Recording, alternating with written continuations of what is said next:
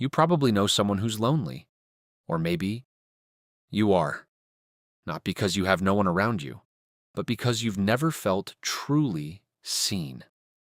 Loneliness is one of the strangest experiences the human mind can create. It doesn't always announce itself. It doesn't always arrive with silence. Sometimes it arrives in the middle of laughter, at a family dinner, during a birthday party, inside a classroom, even while sitting beside someone you genuinely love. Which raises an interesting question. If loneliness isn't simply about being alone, then what exactly is it? Most of us have been taught to recognize loneliness by what we can see: an empty house, an unanswered phone, someone eating dinner by themselves, someone spending another Friday night alone. But psychology tells a different story.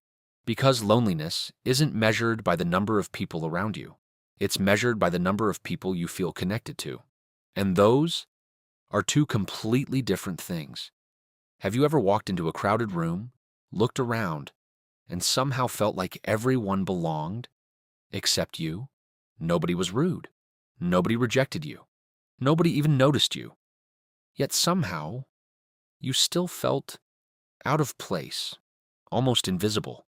That feeling is far more common than most people realize. In fact, for decades, psychologist Dr. John Cacioppo dedicated his career to understanding loneliness, not as a personality trait, not as a weakness, but as something much deeper. His research suggested that loneliness isn't simply an emotion we experience.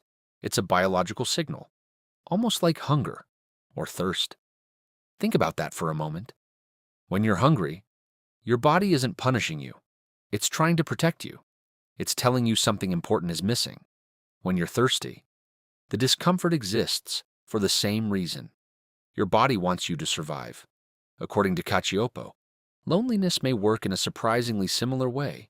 It's the mind's way of saying, you need connection, not attention, not popularity. Connection. But here's where this investigation becomes fascinating. Because unlike hunger, loneliness doesn't always disappear when people show up. You can be surrounded by coworkers and still feel lonely. You can have hundreds of contacts in your phone and still feel lonely. You can receive hundreds of likes online and still feel lonely. Because what we're searching for isn't simply people. It's belonging. And belonging is much rarer than we think. It's the feeling that someone truly understands you, that you don't have to pretend, that you don't have to carefully edit every sentence before you speak, that someone sees the version of you you usually hide from everyone else and stays anyway. Perhaps that's why loneliness hurts so much. Not because we're physically isolated, but because we begin wondering whether anyone really knows us at all. Tonight, we open another file, not to judge, not to diagnose, but to investigate. Because what if loneliness isn't something that happens to us? What if it's something that quietly changes the way we see the world? But before we go any further, there's something important we need to understand. Connection and proximity are not the same thing. Imagine standing in the middle of the ocean, water as far as the eye can see, and yet dying of thirst, not because water doesn't exist, but because none of it can actually nourish you. Loneliness can feel the same way. You're surrounded by people, yet somehow none of those interactions reach the place inside you that's actually hungry. Perhaps that's why some conversations leave us feeling more exhausted than fulfilled. Because talking isn't the same as connecting. Psychologist John Bowlby, whose work transformed our understanding of human attachment, believed that our need for close emotional bonds isn't simply a desire, it's a biological need. From the moment we're born, our brains begin searching for safety through connection. Someone who sees us, someone who responds to us, someone who reminds us that we're not facing the world alone. But something strange begins happening. When loneliness lasts too long, the brain starts changing. Not physically overnight, but psychologically. quietly, almost invisibly. If you've ever gone through a season of prolonged loneliness, you may have noticed something. Messages become harder to send. Phone calls become easier to ignore. Invitations start feeling like obligations.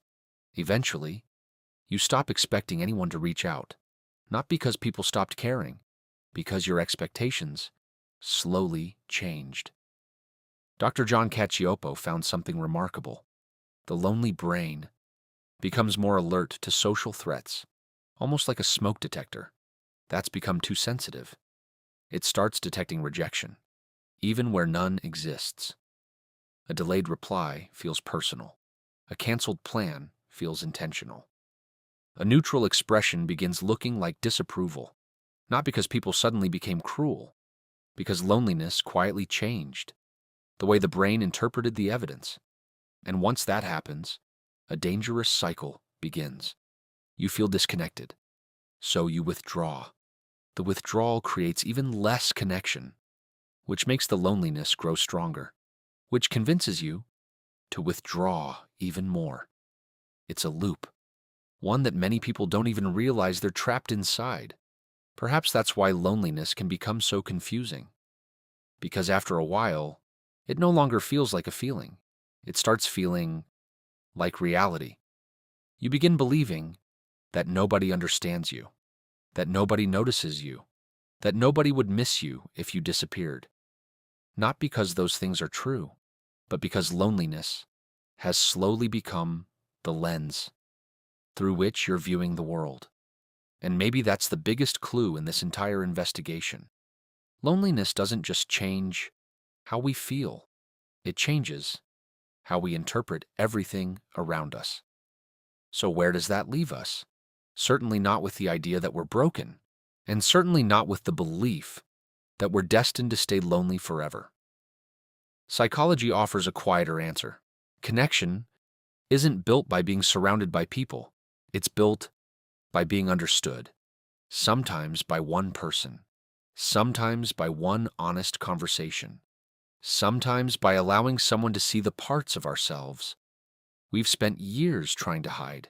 3 files, 3 mysteries, 3 reminders.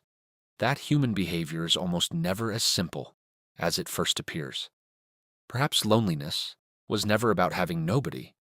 Perhaps it was about believing that nobody could truly see you. This has been Mind Unraveled, case file number 003 is now closed. Until next time, stay curious. Question what you feel. Look beneath the surface, because the most important clues are almost always invisible. And remember, every mind leaves clues. Don't forget to like and subscribe for more intriguing cases like this. Thank you.